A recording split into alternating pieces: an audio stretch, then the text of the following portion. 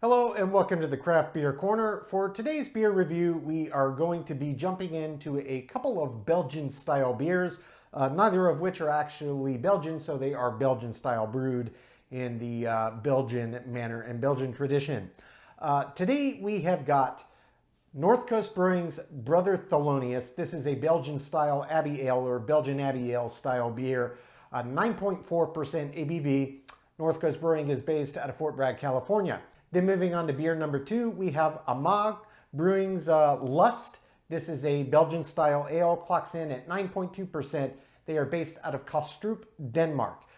Worth noting, Amager is the pronunciation of the brewer, though it's spelled A-M-A-G-E-R. So there are essentially dropped silent sounds on the end of the spelling, just if you care.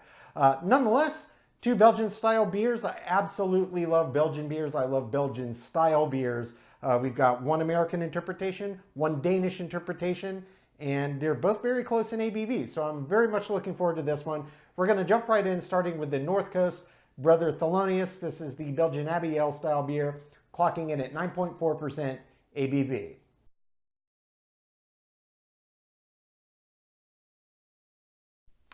Okay, jumping into beer number one of today's Belgian-style beer review, we've got North Coast Brewing's Brother Thelonius. This is a Belgian Abbey Ale style beer, 9.4% ABV. Again, they're based out of Fort Bragg, California. In terms of label art, they have got, it's probably hard to tell, and if you're not into jazz music, you may not even get the reference, but Thelonious Monk is a very famous jazz musician and composer. And this is an homage to him. And in fact, I saw on the side label that this sale of this beer goes to support jazz education, which is awesome. I actually majored in music in college. Nonetheless, Belgian-style Abbey Ale, he's sitting at the piano playing a tune. This ought to be pretty cool. So let's go ahead and jumped right in, get this one cracked. Using the old tulip glass today. This works very well for Belgian-style beers. Oh yeah, it even looks like a Belgian Abbey Ale pouring out. That looks fantastic. All right. Probably won't have the biggest head on it. They tend to be very, very active in terms of carbonation. You may get a little that lingers around, but it's quite typical for them to not, oh, this beer is pungent. I can smell it from here. Wow, that is a powerful aroma. Okay, this is going to be a big beer. Oh, man.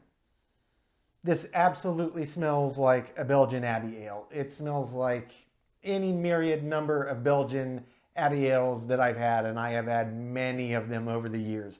This smells incredible. It smells spot on. It looks spot on. I mean, I have high hopes for this one.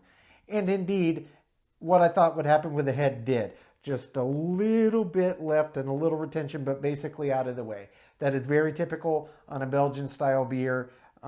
It's really carbonation. They hold a little, they'll cream up, but they're not going to hold a big, thick pad of foam. And really, it would kind of be weird in this beer style, just based on their characteristics. But looks great, smells great. Let's jump in.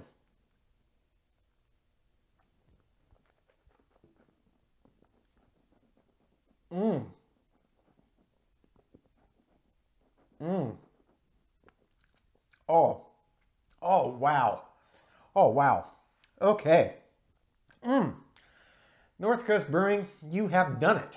That is about as close to it gets to a Belgian Abbey Ale. I mean, this could have come out of Belgium and you could have blindfolded me and stuck it in a lineup, honestly. I couldn't tell this apart from an actual Belgian Abbey Ale. They nailed it. This is precisely what they look and smell and taste like. This is an absolute slam dunk interpretation. God, that's just so well done. That's so well done.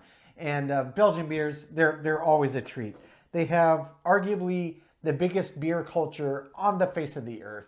I mean, it is just beer heaven if you're a beer enthusiast. And man, this is just so well done.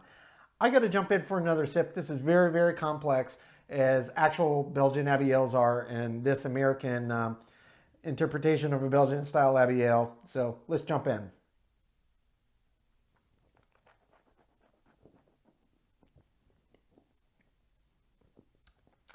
Body is medium heavy. Mouthfeel, it's not super viscous, and they aren't normally. And it gets a little creamy if you roll it around the palate. That's very typical for a Belgian-style Abbey Ale, and their interpretation is no same. The aroma is pungent and the flavor is pungent. It is big. There's a little boozy edge to it, not so much on the aroma, which you often get that in Abbey Ales. This one doesn't, but it does come through in the flavor. It's a big beer, 9.4%. Comes through. It's not overbearing. It's not overpowering, but it's there. And personally, I appreciate that. If you've watched a lot of my videos, you know my thoughts on that. But this is a big, bold beer that is all about intensity of flavor. You first get it in your mouth. It's a combination of rich, deep roasted malt in tandem with deep, rich fruit, and all of these spice undertones come out. I don't know if they actually brewed with any added ingredients such as nutmeg, cinnamon clove, anything like that, orange peel, but those flavor profiles absolutely come through in the beer. They absolutely do. Big, big beer. I need one more sip here to explore how the finish fully develops and think about the balance of it.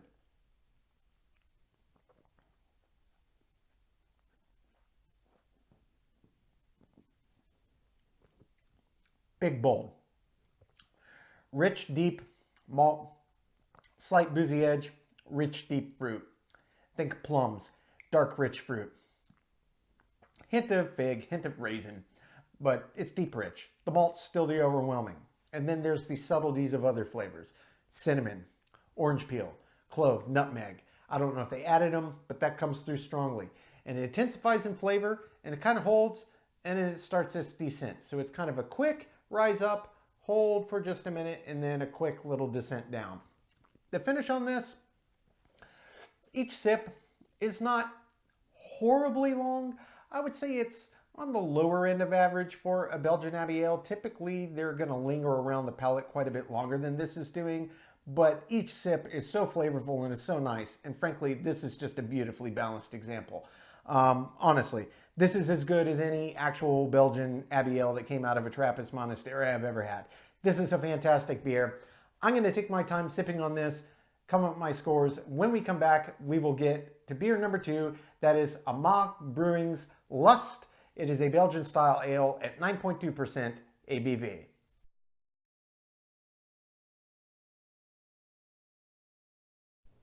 Okay, now for beer number 2 of today's Belgian-style beer review, we have got the brewer Amager, though it is spelled A-M-A-G-E-R. It looks like Amager or Amager. It's pronounced Amager. This beer is called Lust. It is a Belgian-style ale. Clocks in at 9.2% ABV. I believe it's 9.2. I think it mentioned on here. Yes, it did. And this comes out of Kastrup, Denmark. So one American Belgian interpretation, one Danish. Let's talk about the bottle art here. Probably quite evident. I think that they made it appropriate for the name of the beer, Lust. That's rather risque and lustful looking bottle art in my opinion. So we'll see how this one comes out. Belgian-style ale, very similar ABV to the prior. Let's get this one cracked. All right. And poured right in the glass. No shot. This will all fit. This is a very large bottle. All right. Visually, it's a pouring. It looks very much like a Belgian-style ale. Right color, right effervescence. Looks nice. We'll stop right there. Ooh, forming a nice little head there. Yep, that is a lovely beer. Indeed, I would say overall, this is really tough to distinguish between the first beer that we sampled. Remarkably similar appearance here. Both dark amber, clear with fine effervescence. Let's give this a sniff. I'll tell you, it's a remarkably similar aroma as well. I can tell you the aroma on this one is not as pungent. You have to get pretty close to the glass, but the aroma comes through quite clearly.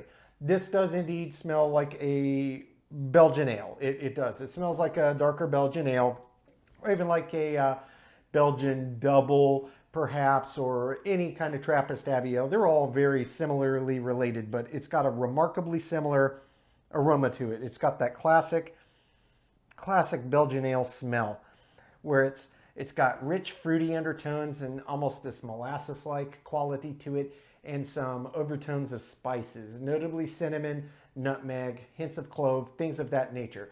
I don't expect that either of these beers were actually spiced like that, but that comes through very commonly, and I'm sure they're using classical traditional Belgian yeasts to produce these beers. But looks great, smells great. Let's jump right in and give this one a sip.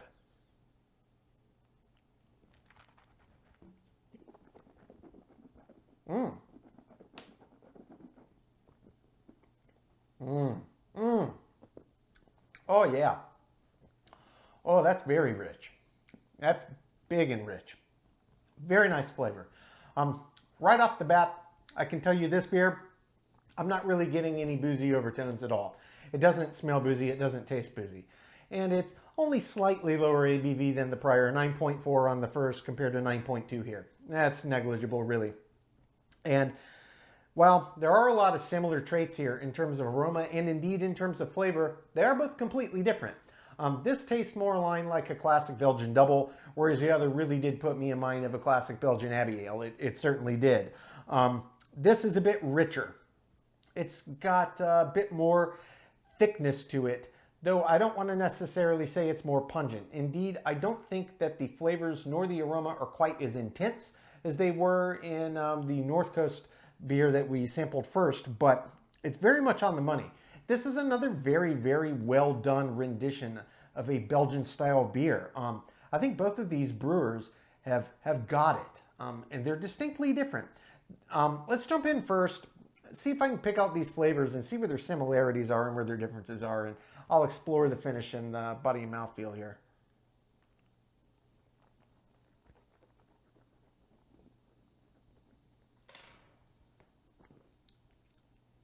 Body on this one's medium heavy. Mouthfeel is quite thick, quite viscous. So quite a bit different than the first. There's a little bit of effervescence, but it's not anywhere near as pronounced as it was in the first beer. And it does cream up a decent bit when you roll it around the palate, but yeah, it's not to the level of, say, a stout or a cream ale by any stretch. But it does get a little creamier. The flavors, when you first get it in your mouth, it's very caramelly, and there is an overriding sense of fruit, not quite to the same level and not really even the same type of fruit as in the prior. This one, what really comes through to me is this caramel-like quality in tandem with this molasses-like quality, and I could pick it up in the aroma, and it did come through in the flavor. And then for fruit, it's really maybe a combination of raisins and apricots. Kind of an interesting combination, but it works with this malt bill. And that comes through quite clearly. And then when you swallow, it doesn't really linger. You get a sense of the thickness and the breadth of the beer, but the flavor doesn't really intensify that much. And it doesn't last that long on the end of each sip. It does not have a very long finish. It's got a very classic wet, rounded finish to it, including on the mouthfeel, so that lasts all the way to the end. But the end is comes up on you pretty quickly. It's not a very long end to it. I'm going to jump in again. This is still very complex. I want to make sure I'm not missing anything for you.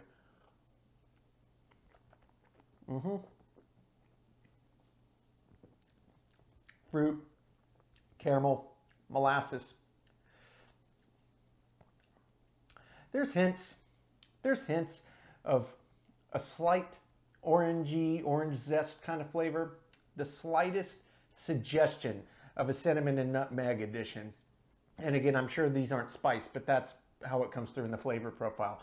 And it mixes very, very well with the fruit flavors that come through in this beer and that caramelly and molasses, but it's almost an even 50-50. If it were just a caramel flavor that came through, I think it might taste kind of weird, but it's got this richer underlying molasses-like, just deep richness to it that just makes all of it come together. This isn't exactly like any actual Belgian ale that I've ever had or a Belgian double, but that's what it reminds me most closely of, and it's unique. I think it's got the spirit of what they're trying to do without completely copying exactly how they do their beers. I think this is very, very well done. Honestly, I really enjoy this one. I'm going to take my time, sip on this, come up with my scores, and when we come back, we will get both beers ranked from top to bottom.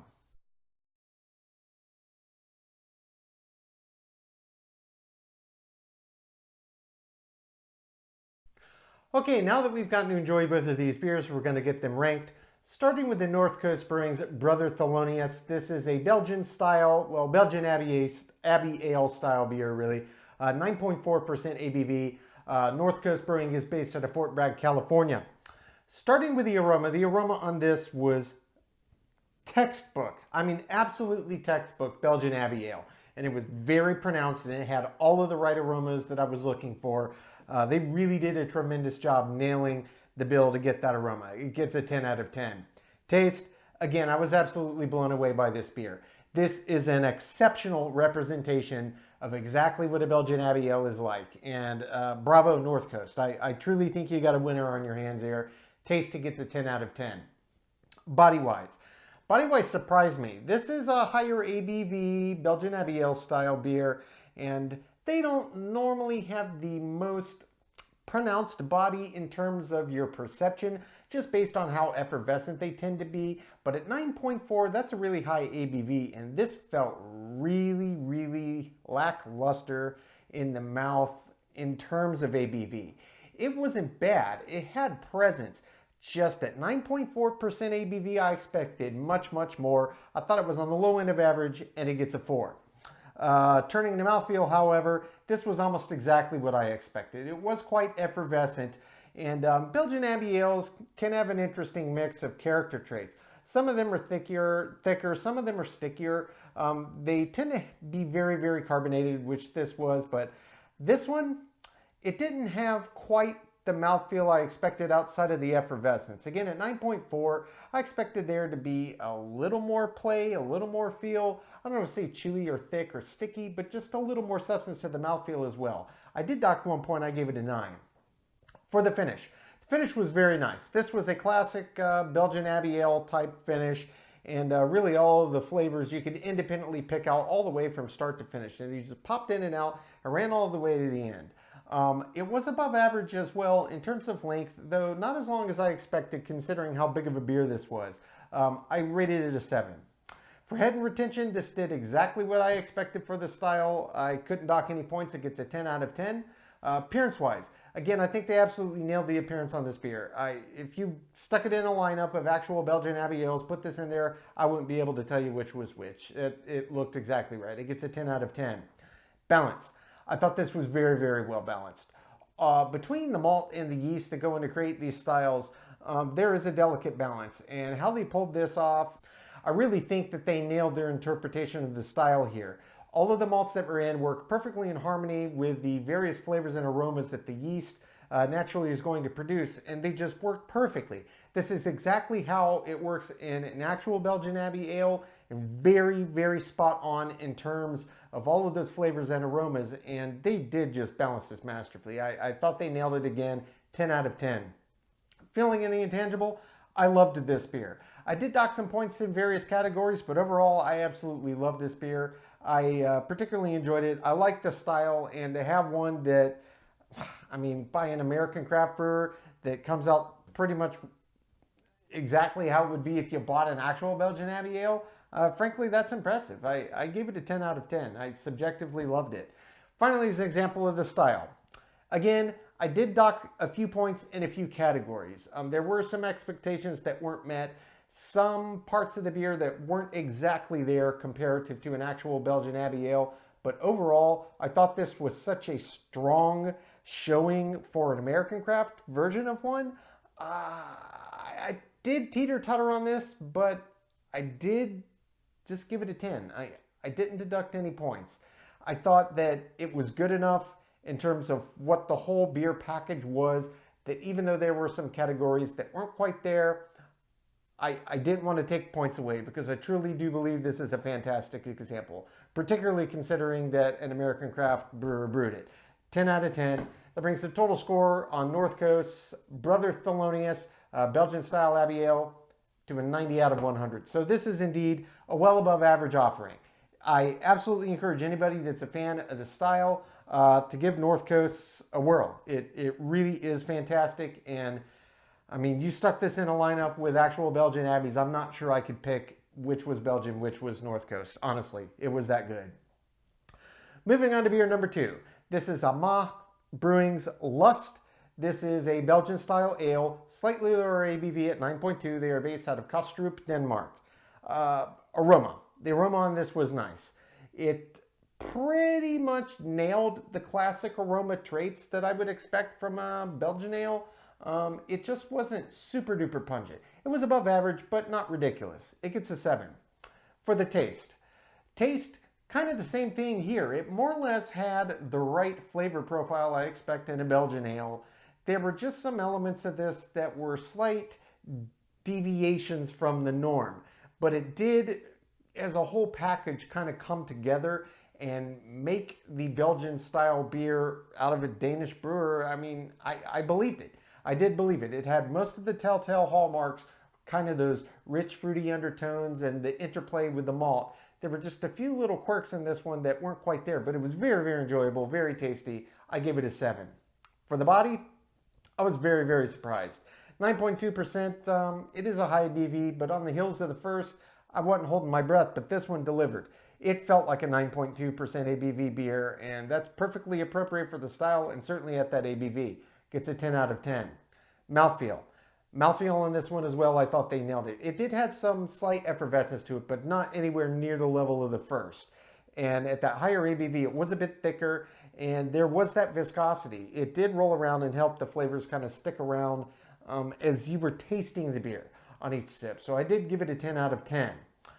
Moving to the finish. The finish, I was surprised. Given the body, the ABV, and the mouthfeel of this, I expected each sip to just keep going and going and going, and it just didn't. It wasn't short, but it wasn't long. It was squarely in the middle. It was enjoyable on each sip, and you get to pick everything out. It was just gone quite a bit sooner than I anticipated, so it gets a 5. Head and retention, again, another one that nailed it exactly what I expected to happen. Can't dock points there. It gets a 10 out of 10. Appearance-wise, same thing. These both looked the part. They nailed it. They clearly knew what they were doing when they were piecing these together. It gets a 10 out of 10. For the balance. The balance, I really did enjoy this beer. But there were a few quirks with it that I would have tweaked or thought that it was slightly off from the norm. There were some very enjoyable aspects, but they weren't quite typical in terms of how an average Belgian ale would balance out. There was a lot more overtone of these rich, kind of molasses-like qualities to it, which was nice, but it did overpower some of the subtleties and nuance that the yeast brings to the table and how it pairs with some of the more classic malt traits. It was still very enjoyable, though. I thought it was well above average. I did give it an 8. For the feeling in the intangible category, I enjoyed the beer very much. I thought it was very nice. There were many aspects about this beer that I very much enjoyed, and there were some aspects that I thought were a little lackluster, but overall, I really did enjoy the beer. I thought it was above average, certainly as, a Danish brewer's interpretation of a Belgian ale. It gets a 7 out of 10. Finally, as an example of the style. Going back through the full list of rankings in all the various categories, there were some that did exceptionally well, some that just did okay, and some that were, above average, but, not top end. Taking all of that into consideration and some of the quirks with this beer, I don't want to say quirks, but they were just deviations from what you would typically get out of an actual Belgian ale. It was enjoyable, but it didn't 100% nail the mark. That said, it was a very, very good beer, and the majority of what it did was very, very close, and it was certainly believable, and I thought it was a good example. Above average, it gets a 7. That brings the total score to a Max Lust to an 81 out of 100. So all total, we're only looking at a 9-point spread here, but that these certainly well above average offerings. And if you're a fan of Belgian Abbey ales or Belgian ales, particularly higher ABV ones, I do think that both of these are worth your time. Certainly there's plenty out there, but I thought these were both great and I enjoyed them, would certainly buy these again. Folks, that's today's review. As always, I sincerely appreciate you tuning in today. Please don't forget to like, comment, and subscribe. And if you want to stay in the loop when our videos go live to YouTube, just click the notification bell icon. It is right next to the subscribe button. Until next time, keep your beer, keep your craft. We'll see you on the next one. Cheers.